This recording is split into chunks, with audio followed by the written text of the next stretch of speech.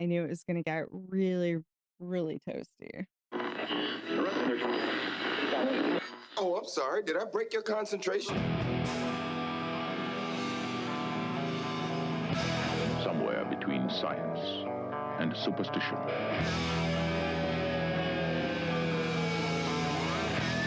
We have such sights to show you.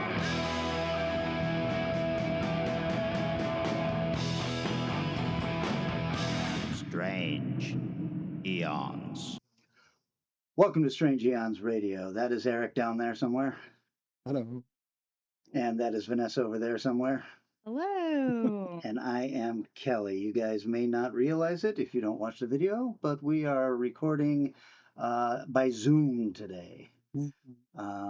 I'm not sure exactly why we have decided to do this, except I'm kind of glad because it's 9,000 degrees in my house, and bringing in two more bodies that are 96 degrees plus each would really piss me off. Yeah, it would be too much heat in one space. So that alone is a good reason. I think the reason we're not meeting today is because I'm too pregnant, and no, Oh, I'm not getting in a car. Pregnant, perfect. hot, drive for a long time. I don't want to sit in a car for 2 hours while I'm this pregnant right now. So I'm sorry. curious to see how Vanessa's going to be moving her head around to try and get out of the sunbeam that's blasting through her window. Yeah, I know. I'm gonna slowly evade. Maybe I can move my camera with me. There we go. I'm just like decking from it because it's the sunset is coming for my face right now. That's right. We are in the sure- middle of a heat advisory. Yes. I don't know if you guys looked at your temperature today. Mine got up to 93 is what I saw as I was driving. I have That's not been about what- watching, but yeah, I knew it was gonna get really, really toasty. Only 91 here. Oh, ooh la Well, and la. right now I think it's only 83 up here, but it's still, the sun has been blasting through my windows all day, so it's hotter than that in the house. And the audacity that I don't know if you get those alerts from Puget Sound Energy where they're like, hey, if you want to save some money, why don't you turn off all your electricity for the following hours? And today it's from 5 p.m. until 8 p.m. And I was like, I will not be participating. I'm going to keep Yeah. every single fan on in my house. Thank you very much. Yeah. Seems like a fuck you poor guys. time choice. It's the stupidest thing I've ever heard. I'm like, yeah, okay, yeah, I guess now would be a great day for you guys to save some cash, but I don't have any sympathy for Puget Sound Energy. They are the worst. Cooking dinner and doing all that stuff. I know, like, Strange no, time. forget it. Absolutely forget it. They really are the worst. So when it's snowing, I'm just gonna say my Echo. I ask my Echo every morning when I'm getting ready for work, what is the forecast? And she then tells me what's going to go on. And when we're in snow season, I always ask, will it snow today? Well, she has got that in her head so that like when I ask this morning what it's going to be, and every morning now, she's first off she starts by saying, well, which I think is a little odd, and then she says, it's 59 degrees right now, feels like 65, going to be a high of 90 today, no rain or snow in the forecast. And I Thank finally you. said, why do you keep telling me? I'm having conversations with my Echo now. And I Sure. said, why do you keep telling me there's not going to be snow? And she says, Kelly, I know how much you enjoy the snow. That's And I not was like, okay. That's but not also okay. that's not true. Not true. So I told her, I said, I don't enjoy the snow. I just need to know if the snow is going to happen when I'm heading to work. Oh my God. So yeah, we have a relationship, her and I. Language is a beautiful thing. It really is. You know what I wish I was doing right now was sitting in a movie theater with AC blasting. Mm. But man. I have seen some cool stuff, and Ooh. one of the things I saw was Toy Story 5. Oh my God. You saw Toy Story Wow. 5? I Yes, don't I even think did. I've seen 4 yet. I've definitely seen 4, You're but you're whoa. an idiot. Toy Story 4 is amazing. Here's the thing. I wouldn't say you have to rush out for Toy Story 5, unfortunately. Oh, that's too bad. Yeah. That's Guess kind it of what had I to happen heard. eventually. Yeah, I mean, always been very dependable as a franchise, and this one did not quite hit with me. It was still fine. I'm sure, your kids who love Buzz and Woody and all that, they're going to be fine with it. But I was noticing a little wrinkles around the eyes in this particular franchise. But So there's still more money to be had. I actually heard Moana was really good. I have not seen it, but The live the one. the remake. li- the live action one, wow, God, all I Yeah. heard was how horrible it was.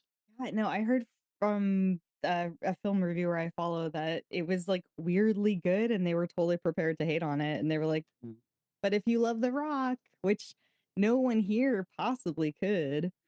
Well, So, I heard actually one of the reviewers I read said that it was the best live action adaptation Disney has done. wow. Like, Well, it's I written by guess that's Lin-Manuel praise. Miranda's or whatever.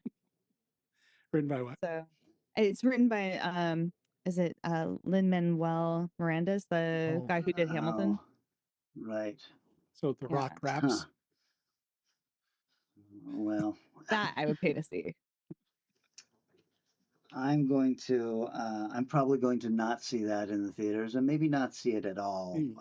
I don't know that I've even seen the original of that, but It's this live good. action stuff is getting out of hand. Yeah. Wait for Yeah. the new Toy Story 6 live action.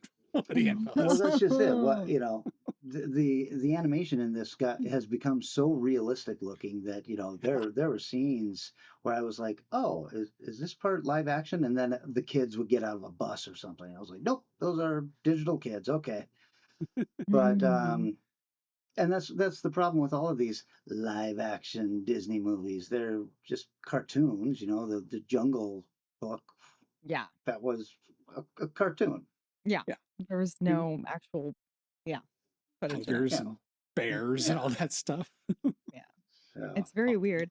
And I will say, like, the Toy Story thing, and it followed itself all the way to Target because I went past the aisle this morning and there was like a Woody thing, like statue guy in a box, and it said press his little badge. So I pressed it, and his face, like his eyes got like open in a creepy animatronic way, and he starts talking, but he doesn't have like wrinkles or joints, and he's like, mm, and it was like, this is the shit of nightmares. I I averted his gaze by walking around the side of the box and was like, please, please don't notice that I exist. Oh, thing from hell. there's a snake in my boot. It was horrible. It was horrible. The way he talked, the way he looked, everything about it. I was like, this is so not okay. Him riding a Roomba would be the end of me. See, those are the Talking. kind of things you need to grab. You need to pick one of those up and then just put it away because that's the thing that's not going to sell very well and it's going to be worth something. It was only, I think it was like 35 bucks or something. I was like surprised at how cheap it was considering how well made it Yeah. was. So, The storyline of this one is that kids aren't playing with their toys anymore. They're all on screens and devices and all sure. that stuff. So I do think it's funny that they have decided that a AI Woody for your kid is the way to promote this movie. Anyway, Toy Story 5 still in theaters. yes. Well, I went and saw well, I streamed The Furious. Was it Kelly? Were you the one who recommended it or was it Eric? I think we both saw it Yeah. and Yeah. we both loved Recommended. it. That is like the perfect Father's Day movie, I will say. That movie is so it was Okay. great. It was like absolutely incredible. It has actually one of the stunt performers from Paper Tigers. He Oh, plays the cool. big like dumb son that Oh, wow. he's so like athletic, and also he reminded me a lot of Channing Tatum in White House Down, where he was just moving way too quickly and he had this almost sort of gorilla style of fighting, as in like actual gorilla, not like in the woods gonna get you gorilla. With an Well, I O, guess not a they're both U. gorillas. The animal Yeah. gorilla Yeah. style of fighting, and it was so cool and so incredible looking. And yeah, I absolutely adored this film. I thought it moved really quickly. It was just stunning to look at. The children, I didn't have to cry a bunch, which was great. So aside from they were probably all tortured and treated horrifically before the movie started, but other than that, Yeah. we'll just pretend Wow. like that's not the case. So, What is that streaming on? oh, I think I paid for a rental. Oh, it's So still rental. Okay. yeah, I think so. I think Lots so. of places. right now. Yeah, that's it's so good. I really want people to see that. I Yeah. agree. I think if anybody likes martial arts movies, action movies, this is one that you absolutely have to watch this year. I think I read somewhere that they spent 3 or 4 times as much time just choreographing fights and having fun than they did actually shooting the movie, which shows. Yes. Wow. What threw me off though was it being in English because I just did not. I just kept thinking, oh, I've got the wrong audio on, and then realizing, oh no, that it's not only were they making it in English, but they made one of the guys mute so that he had to not ever speak because he couldn't speak good English, and therefore Oh, I didn't it know was that. really I didn't interesting. either. That's cool. Well, I saw one that's still in theaters, I think. Pretty sure, but Evil Dead Burn. I know Vanessa Oh, was in line for the first night of this one. how was it, Eric? Well, it's directed by the guy who did what was it, Arachnophobia or not Arachnophobia? Who Yeah, did the Arachnophobia. Infested? French spider. Yeah, the French spider movie that Oh, was on Shudder. It was so scary. yeah. Um, Overall, I liked it. It suffered from a little bit of the modern need to have deep, aggressively depressing family drama. Mm. But overall, I thought it was fine. You know, a lot of the stuff I've seen of people against it seems like they probably started watching Evil Dead with Army of Darkness or maybe Evil Dead 2, and they associate with pure humor and Bruce Campbell, and which I think for a long time that's what it was. But I think it's going beyond that. I think they're starting to do interesting new things and opening up the world to what Deadites can be. Um, I think I like the last one a little more, but I think this one was an interesting progression. And Jesus, is it violent? Oh my god! Yeah, I liked it also. Not as much as the last one, but I'm hearing everybody say, oh, this one was 10 times better than the last one, which sucked. And I was like, oh, I really liked the last one. Yeah, so that's the Um, building one, right? The one in yeah. the Yeah, the yeah, I apartment thought that was building. really good. Here was my complaint about this. If you're gonna give me an Evil Dead dog, I want that fucking dog to do something awesome. Yeah, And they infect the dog, and then the dog just sits there with his glowing eyes for one scene, and that was pretty much it. I was like, this is bullshit. So I've I've noticed recently, you know, for years, filmmakers kind of strayed away from hurting animals. yeah. That is over. Well, I've seen a lot of animal I'm attacks in the last I few movies I've seen, I but think it's still pretty, I think it's still pretty safe to see an animal not getting hurt. I don't think many filmmakers like doing that because still so many film goers don't like seeing that. I don't like seeing that either. But if they had turned the dog into a monster and then we got to see, Yeah. something yeah, happen to him, I would have been fine. He does get stabbed a lot, which is what turns him into the Evil Dead dog. So that was kind of hard. yeah. But yeah, I think that's in theaters for like one more week or so. So by the That's time you're listening to this, it's probably out of theaters. Well, yeah, there's so that's the many release. blockbusters coming. Yeah, and that's the release Yeah, window still is 21 days. yeah. So Yeah. so fucking shitty. So Um, Vanessa, I know you're gonna run out and see that immediately. I will probably never see this movie ever, and that's fine with me. There are a lot of movies out there. I can accept myself for who I am, and who I am is not a fan of the direction of the Evil Dead movies, and Sure. that's sure. okay. Yep. I'm watching this thing that is really fucking cool, and I want to tell everybody about it, but it's impossible to see right now unless you're not in the United States, or you use a VPN to watch your streaming services. So you can find this on HBO in Australia and in, I think, British HBO, and on Hmm. something called Stan, which is here available in the US, but I don't use that. Anyway, what I'm talking about is a series called The Killings at Parish Station, and it is a TV show that is right up all of our alleys. It starts with a very bizarre series of murders at this station in somewhere in the outback, or in the middle of nowhere, and it's got one of the huge dishes that's pointing up to the stars, and something has gone and driven the people there crazy, and the police show up, and something happens. So that happens in 1987. Something happens to the lead detective, who was a woman, so that when we meet her again in 2024, she is in an asylum, basically. And Hmm. they're coming to talk to her because another series of the exact same kind of murders is happening in the city, in Melbourne now.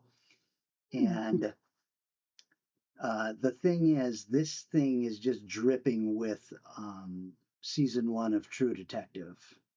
It just Oh. feels like, there's obviously some kind of very strange cosmic horror thing going on in the background of this, and I'm just like, I'm on episode 2, and I'm like, boy, this is so good. I hope it doesn't shit the bed. But it's been out for a year over there, so hopefully we'll get it over here sometime soon. Anyway, keep an eye out for it. It is called The Killings at Parish Station. Oh, that sounds Probably incredible. show up as the killings in New York subway or something as a US remake of a British show. Let's hope not. Yeah, no kidding. Man, yeah, that looks super awesome. So the station, is it like a train station or a like what? No, it's one of those research stations. It's got the Okay, big, huge satellite dishes satellite. pointing up to the Got it. sky, to the stars. Nice. Okay. Cool. I'll definitely have to check that out if it ever shows up for streaming. In the meantime, I'm still catching up and finally watched Ready or Not 2. Um, Ah, Elijah Wood was such a delight in that movie. Oh my gosh. Um, and what a great addition to the lore too, with him as oh, basically the devil's lawyer. the Devil's Lawyer, he was just so good. I just really enjoyed that character. Having a bunch of other family members sort of against Samara Weaving and Catherine Newton was, it was fun. I thought that they were really well cast as sisters. I think they did a great job as Yeah, looking like and acting like they had some kind of connection. I think maybe the plot was a little overwritten for like whatever was going on with them, but um yeah, it was a lot of fun. I guess I probably could have spent more time with them playing the game before it becomes like a we've outsmarted you and now we're going to do this and then we're going to do that and it was good, but it was a little clunky in places, I think. I love the addition of Sarah Michelle Gellar. I'm not sure Sure. why we couldn't just get her live or real life husband in the role of her husband in this. Ah. I would have loved that. Well, it was her twin And brother was the guy. oh, that's right, it wasn't her husband, Yeah. was it?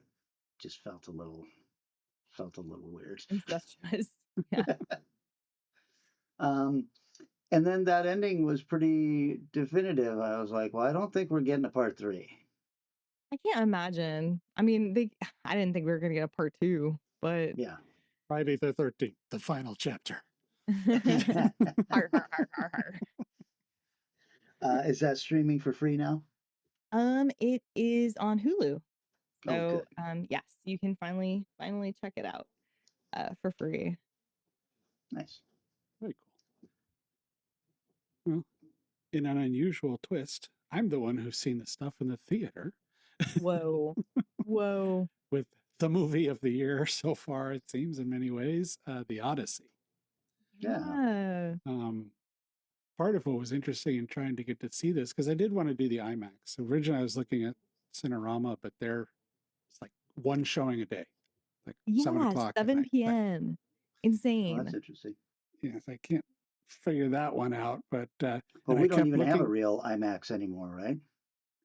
not the full one. I mean, boy, what a time for the Seattle Center to decide we're not going to show movies in IMAX anymore. They would have made a friggin' mint off of this one. Yeah. Well, the Seattle Center is showing.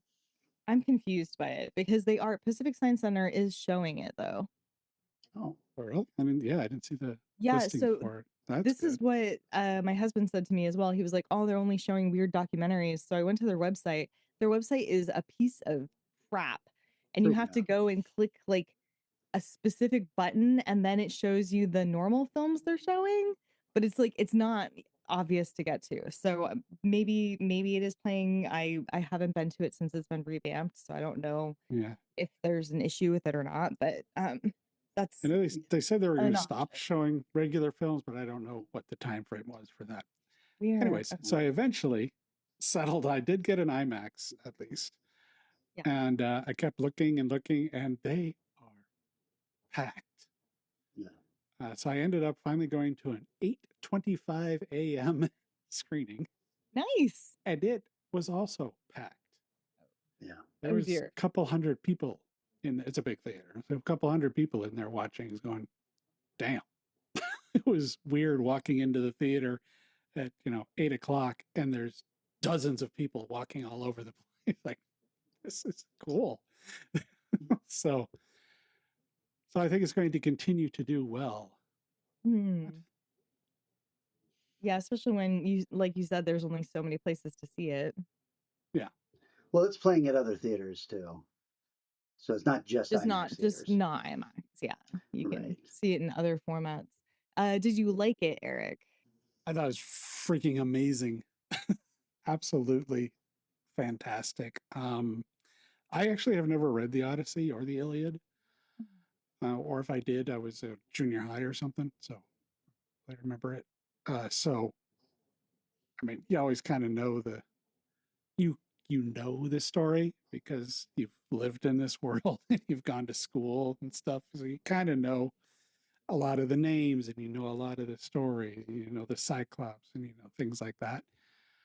But it's such an epic tale. I'm a little surprised it was under 3 hours.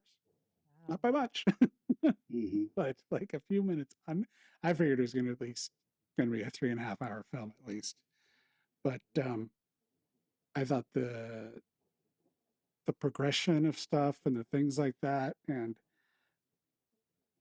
doing so much of it real, the Cyclops and the boats and all that stuff. I saw the Avengers new trailer. I'm going,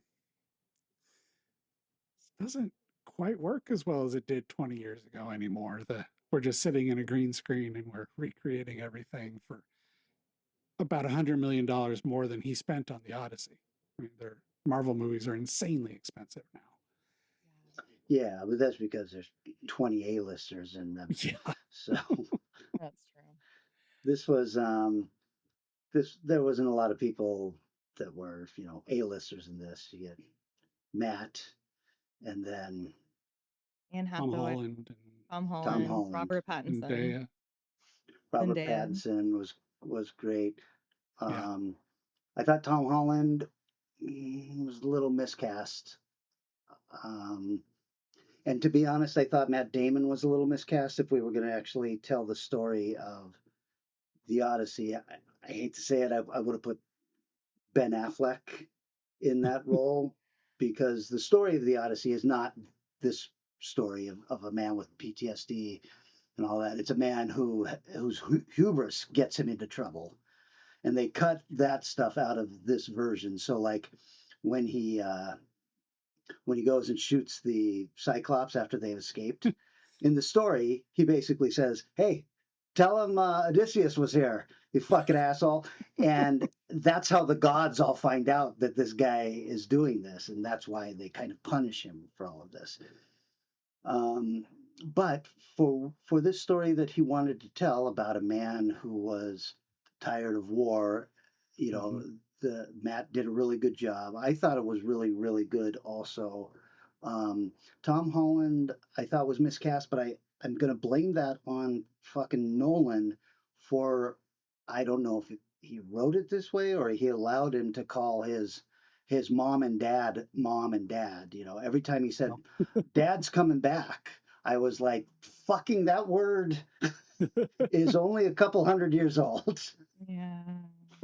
And same thing with mom. You know, mother and They, father is how we should have spoken back then, and it just drew me out of the movie every time he said it, and he said it enough times that I was like, why? Why was this the choice that you know my dad's coming back? So, I, especially I, for a I guess, -year-old man to be saying, I guess it's the reworking of a film of an imaginary story in which a whole lot of people aren't Greek and a whole lot of people aren't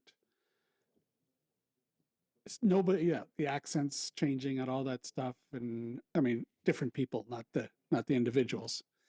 It wasn't like Keanu Reeves and Dracula or anything, oh, you but mean yeah, the actors not yeah. being Greek. You mean yeah, So I that didn't bother me. I just went with what he had created and what was going forward. So all the things that people were losing their minds about before they saw it, like everybody does on every casting decision anymore, yeah.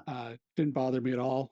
Uh, the little surprise at Zendaya getting some shit because I thought she was quite good in her role. I thought everyone was really good.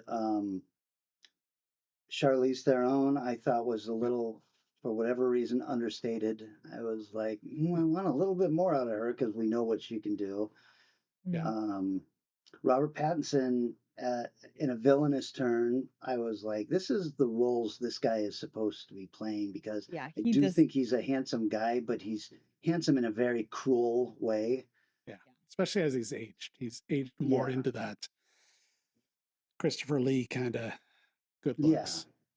Yeah. So but I thought he was really well cast. I'm blanking on the name of the blind servant, who is an actor I absolutely hate and thought was Oh, brilliant in what's his name? this. The Hulk. Uh, Oh, No, not the Hulk. He was in To Wong Fu, and he was in Spawn as the clown. Um, let's see. John Leguizamo. There you go. Thank you, John Yeah. Leguizamo. oh, Um, Eumaeus. yeah.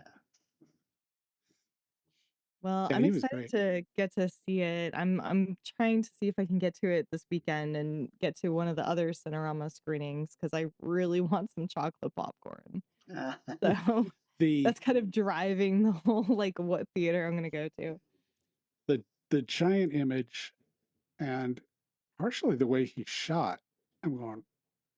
I don't know how this movie is cut down to a smaller frame in some of the scenes, Mm.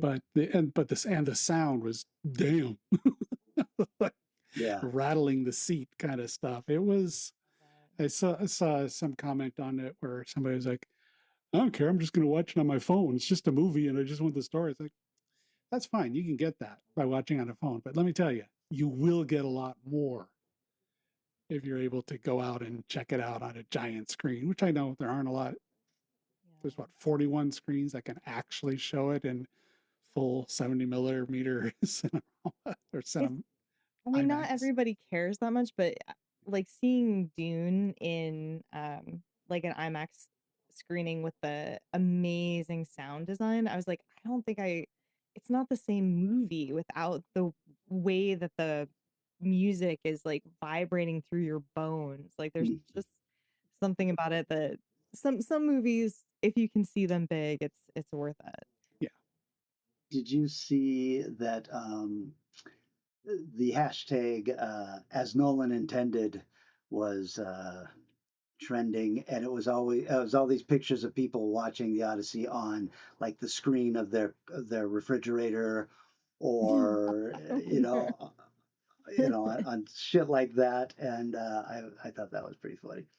I was kind of That's so good. I'm I think Christopher Nolan's an amazingly talented director, and actually a little more after seeing it than I did before. So I was kind of, maybe I'll see it. But then I saw an interview with him, and his love of film and the idea of what he's doing and the way he makes it and how much it matters to him and how interested he is to be, uh, for lack of a better term, an auteur of Mm. filmmaking was like, his passion was so strong and so interesting. Gone, okay, I got to see this. As close to I can get away with. Yeah, I mean, it's definitely a spectacle, and it certainly is going to bump him up in the level of his quote, I'm guessing, now that he is open even bigger than Batman Begins with this. Yeah, Yeah. I'm pretty stoked about it too because I feel like the last movie with Tenet, he was so misserved because it came out during COVID and it just was such a weird like We had film and it just really like bombed in so many Was that ways. Tenet? we had Oppenheimer as well, though. Yeah, Oh, I guess Oppenheimer he was did between have those two. Oppenheimer after, and that did really, really well. You're right. You're Yeah. right. So he has had a little time to build up his reputation, but I just yeah, I really like him a lot. Not every film has resonated with me like completely, but I like that he swings big and hard. Yeah. It's you know. I did not know an IMAX camera, 70 millimeter camera, has 3 minutes of film per cartridge. Oof. Holy cow. It's like, Hurry up. Jesus. Yeah, I remember hearing something from Tom Holland talking about like how weird it was to have to film these like bite-sized scenes. Like, okay, we're done. Next we're gonna load it back up again. Like, oh, okay. Wow. Well, okay, that's The Odyssey. Still in theaters, obviously, and probably Yeah. going to be for the next 3 months. I will push back a little bit on your Doomsday trailer thing. I thought that looked like a lot of fun, and I got almost a little misty-eyed when we saw Steve Rogers holding Thor's hammer. I was like, "What? Okay, fuck yes." I'll I'm go really with excited. the idea of, like, the one guy with the iPhone comment. This looks like it could be a really neat movie. Mhm. But there's just scenes and shots. I'm going, man, I hope this isn't the final effects shot. It's just, the trailer came out before they could complete some of this background or something, because it just had some weird looks. But no, the movie looks pretty damn fun.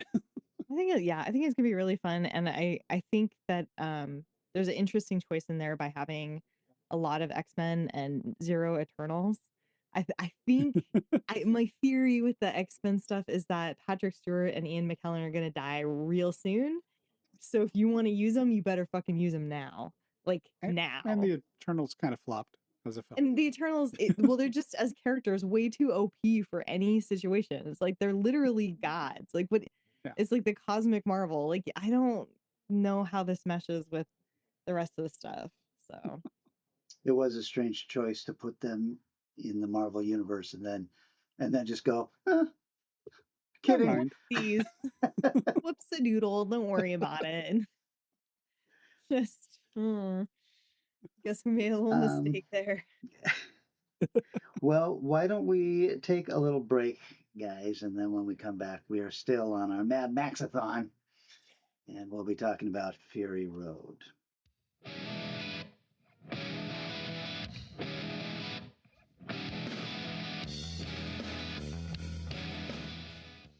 The new Fury FTX from Hot Wheels RC is here. It's a pro power racer built for high-speed racing for fast action, fast stunts, and awesome jumps.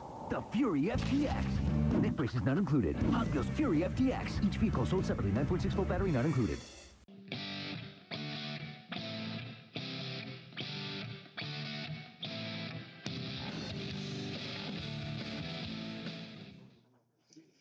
And we are back, gang. We're on movie 4 of the Mad Maxathon, Fury Road.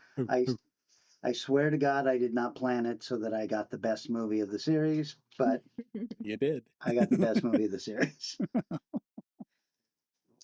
We were talking about Fury Road 2015, directed by George Miller. In this wasteland, I am the one who runs from both the living and the dead. A man reduced to a single instinct. Survive. It is by my hand! You arise from the ashes of this world!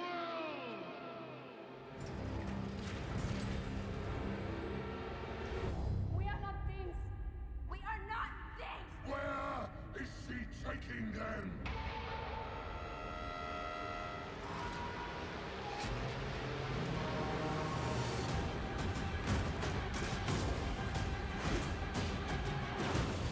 I want them back! They're my property! Oh, what a day! What a lovely day! Want to get through this? Let's go!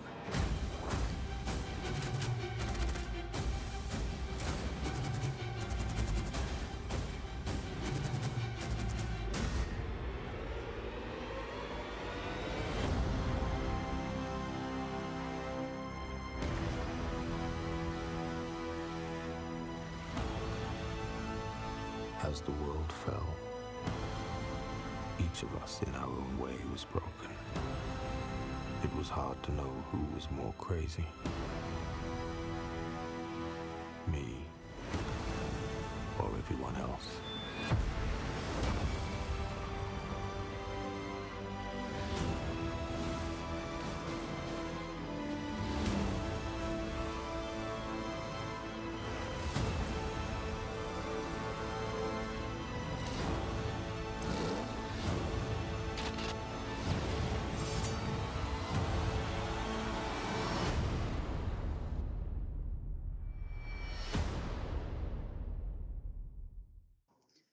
Written by George Miller and Brendan McCarthy, who wrote 3 episodes of something called Reboot. Yep. And then he's an art director of some renown. Also Nick Lathuris, who wrote this, then Furiosa, Mad Max, and then Furiosa, and then the new one that is still not out, Mad Max: The Wasteland, written by this same screenwriter, starring Tom Hardy as literally as Max Rockatansky, putting to rest the theory that he is not Max. As soon as the credits roll, it says Tom Hardy as Max Rockatansky. I was like, okay, so this is a reboot. It's a pretty hard reboot, actually. If you like Tom Hardy, you've probably seen him in Venom, Peaky Blinders, Inception. He was Bane in The Dark Knight Rises. Charlize Theron as Imperator Furiosa. You may know her as possibly the most beautiful woman on the planet. She was in Children of the Corn 3, Urban Harvest, The Devil's Advocate, Monster, Prometheus, Atomic Blonde, and a ton of other movies. Nicholas Hoult, who always surprises me that he's in this because he's unrecognizable. Completely shocking. I was like, oh my God, that's right. Nicholas Hoult is in this movie. Yeah, he was Hank McCoy in the X-Men films. He was in Warm Bodies, The Menu, Renfield, Nosferatu, and he is playing Lex Luthor in the new Superman movies. And also in this is Hugh Keays-Byrne, Zoe Kravitz, Riley Keough, and a cast of what appears to be thousands. A lot of human beings in this movie. They just scooped Yes. up Australia and went, all right, everybody, it's time. A Mad Max movie is happening. Everybody show up. We got beer. If I had known we were going to be doing this by Zoom, I would have made these words bigger on this page. So, right off the bat, you can tell this is a pretty solid reboot of the Mad Max saga. It starts with a very long shot of Earth that zooms into Australia for the first time, getting that down. And we start getting the news reports and images of nuclear holocaust. The world has become a desert wasteland and civilization has completely collapsed.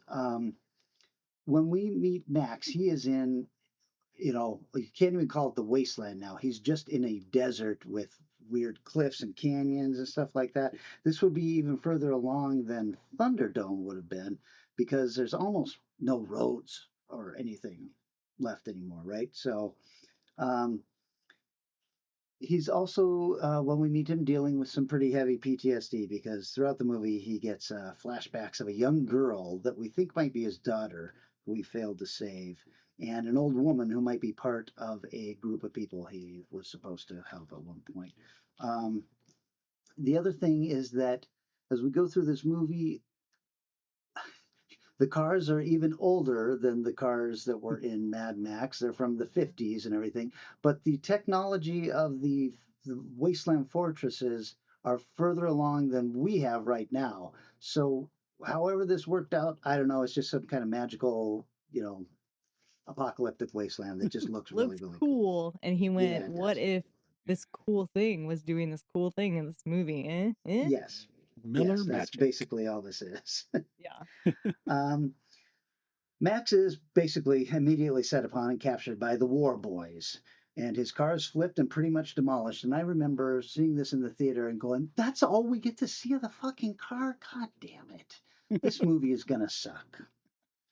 I also Um, had that moment, rewatching it going, "Are you fucking kidding me? We finally got this goddamn car back and now it's gone already? Thanks, God." yeah, yeah.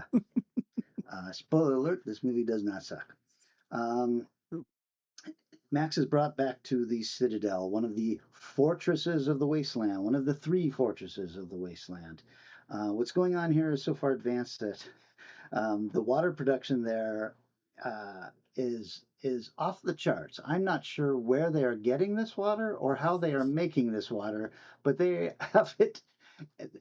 It's obviously not coming. So the Citadel is a huge tower, like think of like Devil's Tower, right?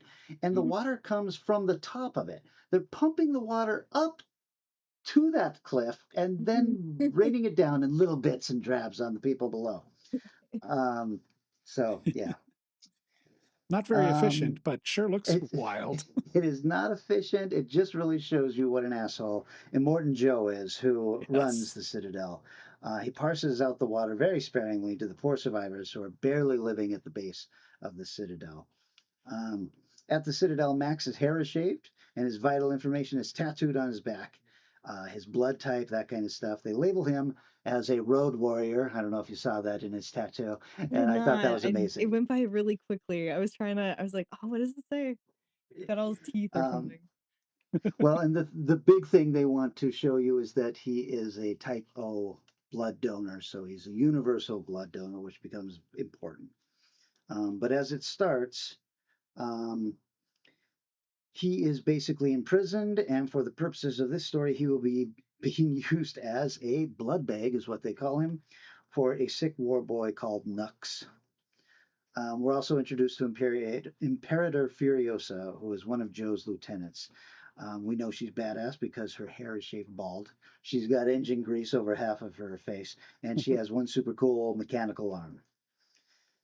She is being sent in her war rig, which is an armored semi truck that trades produce and water for petrol and ammunition with the other two fortresses of the wasteland. But she has got something up her sleeve, gang, because she's acting a little cagey when we meet her. And as she drives off, she's got all of her entourage, the war boys and everything that are supposed to be protecting her. She goes off the road that they have, and nobody seems to know what she's doing. But she's in charge, so they come up and they're like, "Hey, boss, we got new orders or something?" And she's just like giving them looks, and they're like, "All right, do whatever she says." So that's kind of fun. Um,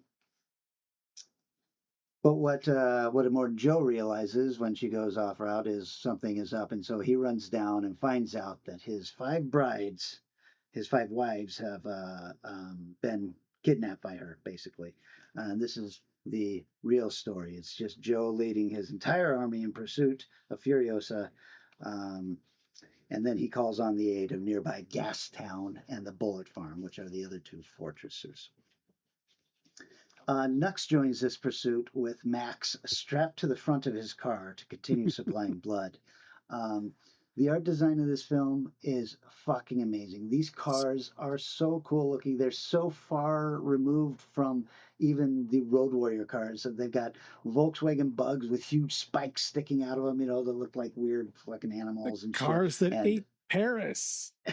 and An homage to that movie, an Australian and film.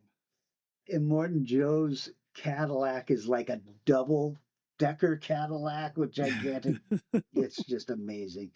And then we just get amazing stunt after stunt with these vehicles and Furiosa's war rig. And that's before we even get to the post-apocalyptic lightning-filled sandstorm, which is the climax of the first chase. Max is caught up in the storm also, but he manages to finally free himself and get to the point where he is facing Furiosa. This is a fair amount into the movie, and we haven't really been even able to see Max's face very well because he's wearing a cage, So it's pretty wild that your lead character is covered up for much of the movie, but it doesn't matter because he also only says about 6 words of dialogue in this film. He So barely Yeah. says anything throughout the film. It's really wild. I know you're about to jump into it, but that first fist fight with Furiosa and Max is so well choreographed between utilizing the fact that he has a cage on his face. So with a every time chain she just attached to it. yeah, with a chain and a door and a kid Yeah, that's right. attached to it, and he's fighting. And every time she just whomps him so hard, it's like, oh, he's not out because he's got a cage around his face. You're like, oh, okay, Right. that's such good writing. It really is. I mean, when you take into account this is already about 40 minutes into the film when this happens, and you're not bothered that Max has been a prisoner most of this time and tied to Yeah. the front of a car because there's so much action going on. It still feels very Road Warrior movie. Yeah, for sure. So he does finally he frees himself of this cage and he's kind of forced into joining up with Furiosa and the fleeing wives because otherwise he's going to land in the middle of the army of vehicles that is chasing her. So he helps them, gets into the truck with them, and he's driving for them and everything. From here, we get into another big set piece in the form of a chase scene that is really just as thrilling as the first one, with motorcycles and men on poles and parachutes on cables that they're pulling behind them, and they're throwing Molotov cocktails on top of the war rig and all that. It's it's so cool and everything but there's so much happening. There's really not a lot of time to think, boy, the plot of this movie is razor fucking thin. They really But don't care that much about the story in this movie. It's no, all about the chases. it really is. And then of course this chase ends with the unfortunate death of one of the wives who was pregnant with Immortan Joe's child. Furiosa explains to Max that they are escaping to the Green Place, which I like to think is from Beyond Thunderdome, where all the kids were. I know, it kind of feels like it, huh? Mhm. Although, of course, once we get into the next movie, we find out that's not it at all. Yeah. Anyway, Furiosa has come. That was the land that she came from when she was a child. But they also find out that Nux has managed to sneak aboard the war rig.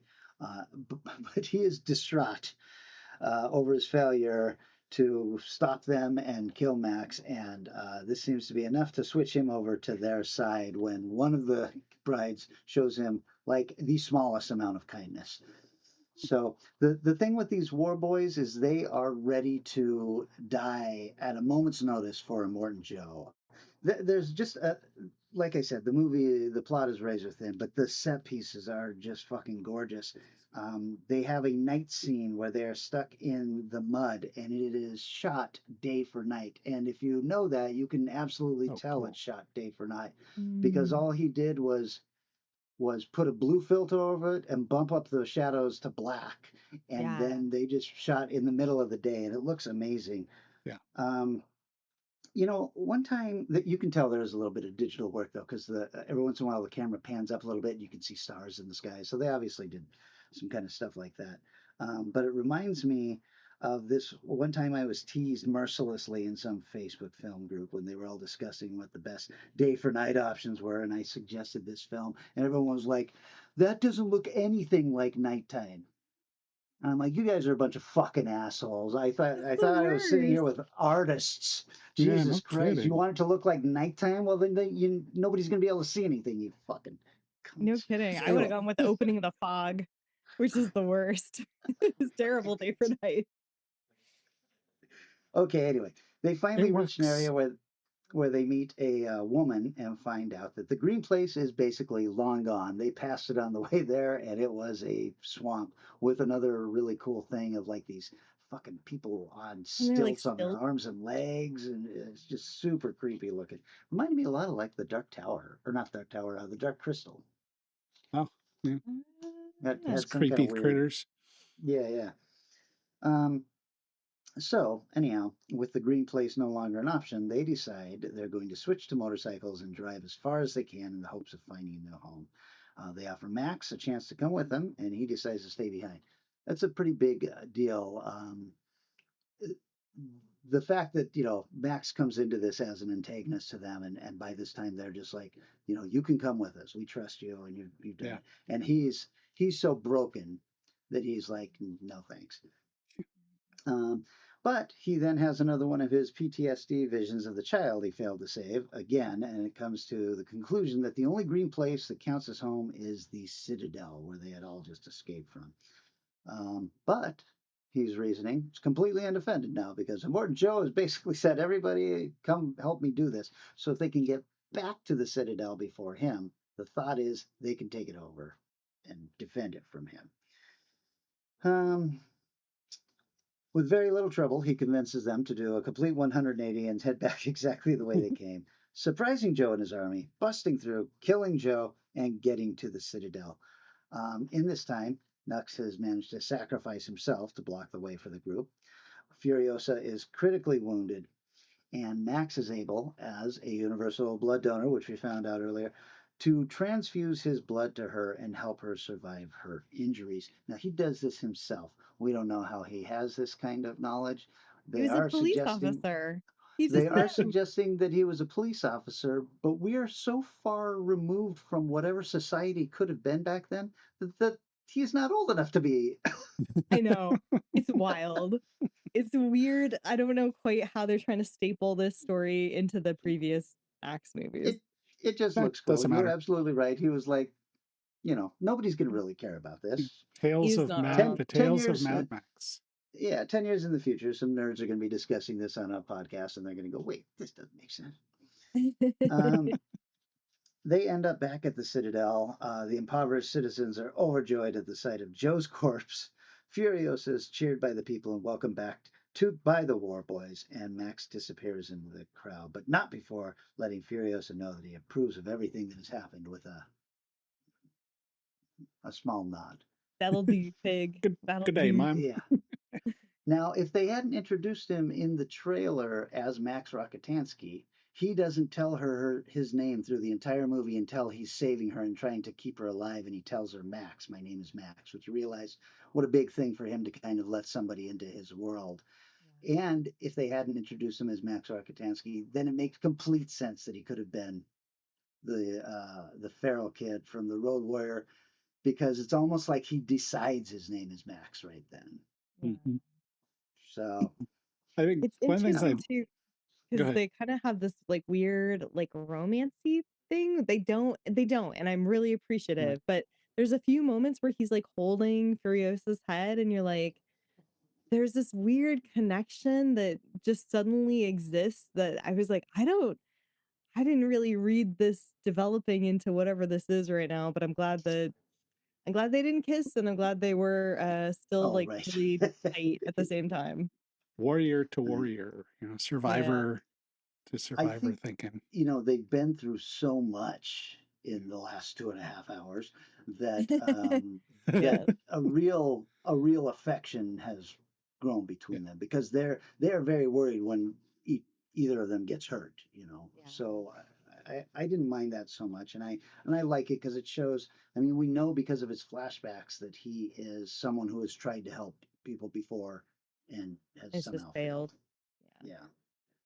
But holy shit, what a fucking movie. I mean, I Yeah. watched this again and I was like, wow. And I can't believe, watching it on my new TV with color and all that stuff. I was like, I can't believe there are people who are like, you gotta watch it in black and chrome, the black and chrome version. Like, you've If missed It's all of so this gorgeous. gorgeous scenery. And the one of the best parts to me is during that lightning storm where when they're in the big storm, and every time the lightning flashes, it goes fully black and white. And then when it comes back, it's color, and the way they Yeah. play with that, you would completely miss it in the Chrome edition. Like, it's so Yeah. cool looking. My biggest disappointment with that was as stylized as the color is, and it's cranked up. The black and white just looks like a black and white movie. I thought when it said chrome and all that the white would almost be silver and the black would be crushed black, and it would just. But stylistically, it's just a black and white movie. So I thought the color all the way. So I am so glad this is one of those saw in a theater films because Yeah, it same. is epic.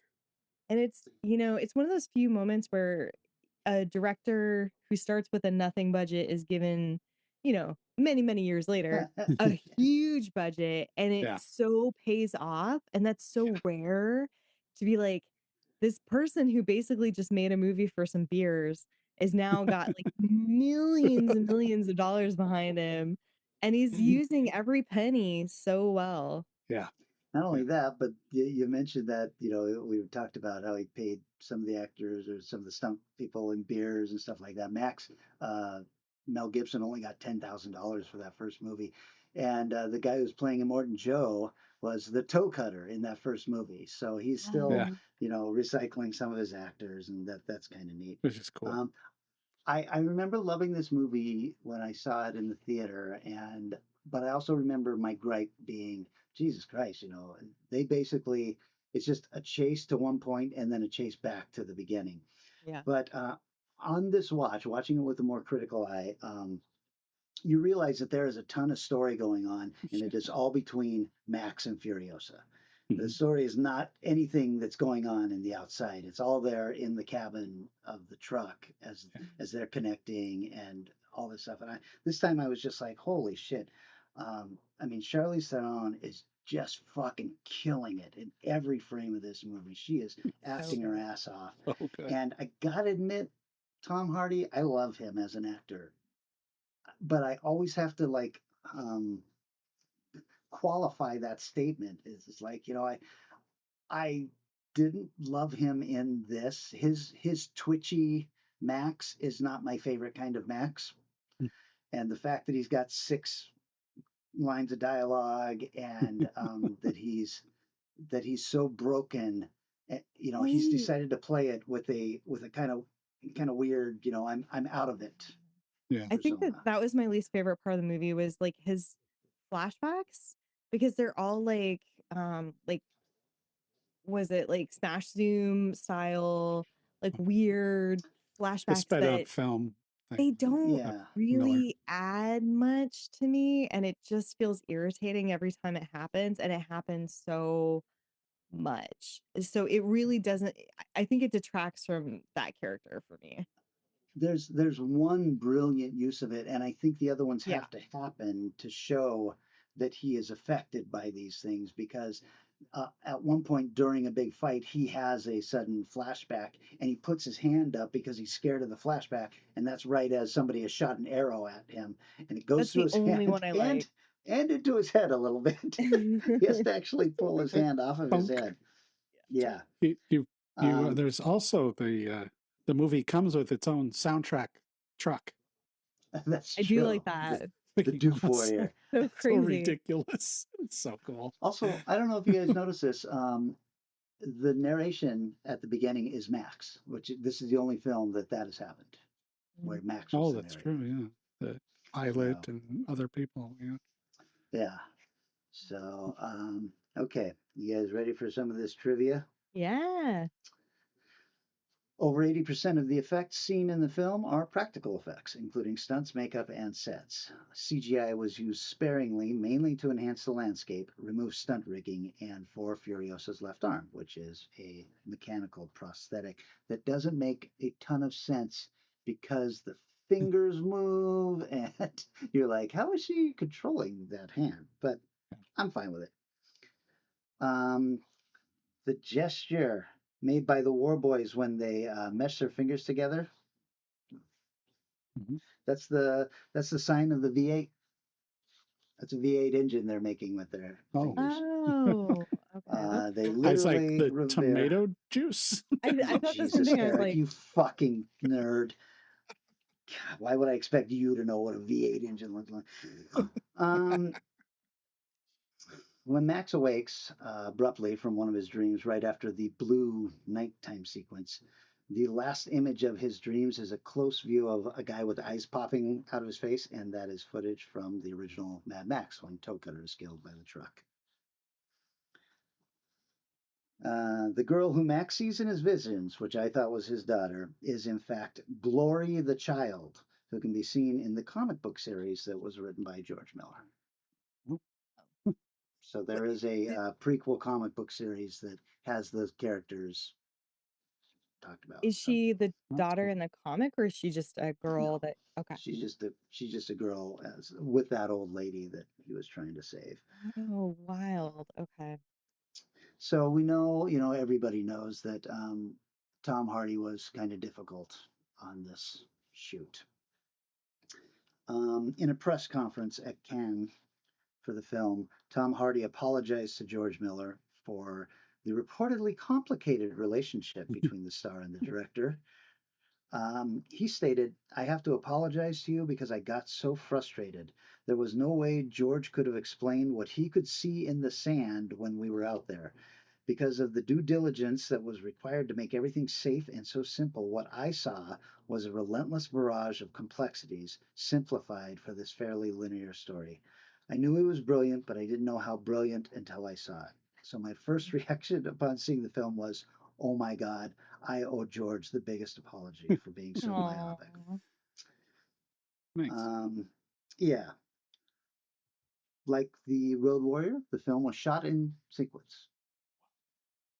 Makes sense. Half the cars are getting destroyed and Yep. all that shit. So it does and it doesn't though, because you start in a spot and you end in a spot and you go through the canyon twice. It really should have been shot like location based, but you'd that's think okay. so, except they've got to then block that canyon with a truck. And that's Yeah, got to happen at the end. This is that's one true. I thought was really interesting. And Vanessa, you're going to love this. Margaret Sixel is the editor of this film. Hmm. She is George Miller's wife. When Shocking. when she asked why he thought she should take on the project, as she had never edited an action film before, Miller replied, because if a guy does it, it will look like every other action movie. Aw, that's Cool. And nice, it but must have paid also, off what the fuck? because she How does she somebody who received doesn't an edit do that?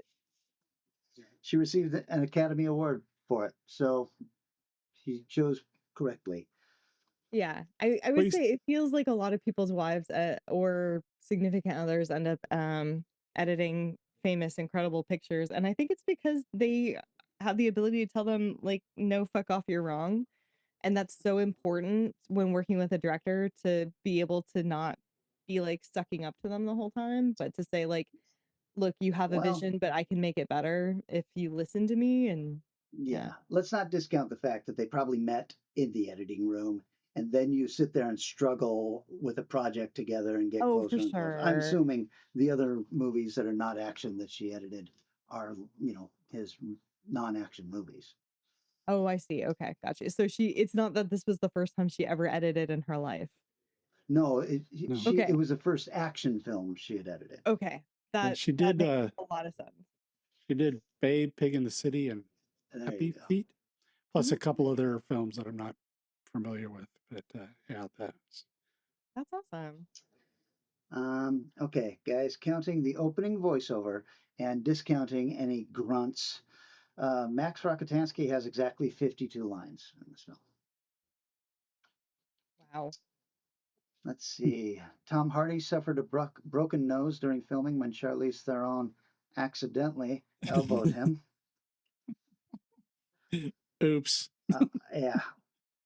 The jacket worn by Tom Hardy is a replica of the one worn by Mel Gibson in the last two movies of the original trilogy. Sure. The original jacket was found in storage, and they just basically reconstructed it. Yeah. Okay, on April 3rd, 2015, which is more than 10 years ago, Tom Hardy announced he had signed on for 3 more Mad Max films. What? Yeah. Listen, this one will make your head hurt. This is the highest grossing Mad Max film with a worldwide take of 380 million. However, because of its expensive price tag and advertising budget, it ended up losing 20 to 40 million. This is the first Mad Max film that failed to turn a profit. Ooh, and then finally, Charlize Theron and Tom Hardy very publicly did not get along during the making of this film. Since then, both actors have publicly reflected on the grueling shoot and acknowledged that the immense pressure and fear of stepping into Mel Gibson's shoes caused them to put up walls rather than support each other. They even noted that in hindsight, Theron noted that in hindsight, they were functioning just like their adversarial characters whose relationship was all about survival. Hardy expressed regret for his behavior, admitting that he was in over his head and that Theron deserved a better and more experienced acting partner. He's also stated clearly that there is no hatchet to bury on his end, calling Theron one of the best actresses in the world and noting that he would gladly work with her again. I have no idea how she feels about working with him. Sure. Yeah, So. she's pretty classy. I don't know if she would like talk about it unless. Yeah. That's crazy. I hadn't known that about Tom Hardy being difficult or that he and Charlize Theron didn't get along. Because especially during that fight sequence, you have to really like trust the person you're working with to like let them swing near you and Or you break their nose. Or you break their nose. Oops. But a lot of these times, we sit there and think about it and you're like, boy, it'd be hard to pretend to like somebody and everything. But you're an actor, you're getting paid a couple $1 million. You can pretend to like somebody. Yeah. Famously Harrison Ford and what's her name in Blade Runner just fucking hated each other. They had to do a love scene together. So, I think that you can get past that, and in the hands of a good director, maybe it helps the film, which is tough on the actors though. Yeah, I can see why you wouldn't have a hard time grasping what was going on a large scale. Yeah. Like you're not looking through the camera angle. You don't see what the director sees, and you have to put so much trust in them. And if you don't have that trust, then you're not going to know until you sit down in the theater. Oops. Well, I think it's interesting that that Hardy says that he signed on for 3 movies, but Miller's first thing after this was not a Mad Max movie. It was a Furiosa movie. So he clearly, I think, liked working with Charlize Theron better. It just took so long that they couldn't use Charlize. Yeah. I have interesting points about that coming up in our next episode. But I want to jump back to just a second to one of the things you mentioned earlier about the color correction. I thought it was freaking brilliant. And I think modern color correctors, especially the lower budget ones, need to think about this kind of an approach because there's so much of that muddy green crap that's being used anymore because it's like we want it to be real, like nice, like it's a movie, light it so we can see what the hell's going on. And give it a little bit of life, but which I think this does spectacularly. And I mean the sandstorm colors, just whoever, it's like, you know what, crank that up more. Knowing this time that was how he had done the Day for Night, I paused it on one of the shots with the vehicle with the headlights, so you got these bright white headlights and everything. And when you pause it, you can see that it's just painted on there. The white headlights are just painted, digitally. And it's like, oh, it's so stylistic that you don't think twice about it. Yeah. You're just like, this looks so bizarre that it's just part of the rest of this bizarre looking movie. That's so true. Wish I could remember who said it, but I just read a great thing about lighting for night. And the cinematographer was on a shoot, and the guy's like, "Well, where's your point of light? You need to have a source for your light." And he looked at him and go, "It's the same place the music is going to come from." Like, Damn. perfect. Yeah. Yeah. Well, that was Fury Road, you guys. Okay, we've been ranking these. That's an easy one. I'm putting, in last place, unfortunately, Thunderdome, which I still liked quite a bit. Mm. Then Mad Max, then The Road Warrior, and then in first place, Fury Road. It's just so good. I actually, So hard. I remembered because they're liking so it, different. and then I liked it again, going, "Fuck, I like this more than I thought I did," and I remembered really liking it. So, You know who doesn't like this movie is Ted Dastic. of course not. Ted. We need to have a TED Talk. Oh boy. Oh, sorry. What was your ranking? That's because mine matches Kelly's. It probably matches Kelly's, but it's just so frustrating because like 1, 2, and this one, I mean, all of them are so different. They have such different Yeah, budgets, they that's have true. different styles, and even though they're all in the same universe with the same artistic like consistency, Yeah. it still feels like not fair to compare them in some ways. I don't know. There's just something about it that makes me really like frustrated because I still love one in its own way Yeah. and 2 in its own way and this one in its own way, and I don't super care for 3 for its own reasons. But I don't like that in its own way. in its own way because I don't like half of the film. But yeah, I don't know. It's tough. I guess I agree with your ranking, but it irks me to do so because Yeah. I The Mad really, this Max is such Road a Warrior. good series. It's Yeah. just so well made. So. On the Strange Eons radio talk page, Bob had posted once I can't remember if it was this one or the last movie, but he had posted what you're talking about. He's like, every time I watch these movies, I think the movie I'm watching is my favorite one. Exactly. Yeah. That Exactly. they're all so good. So Yeah, it just doesn't feel right. And it's all by the same person, but like so far apart from each other. It just yeah.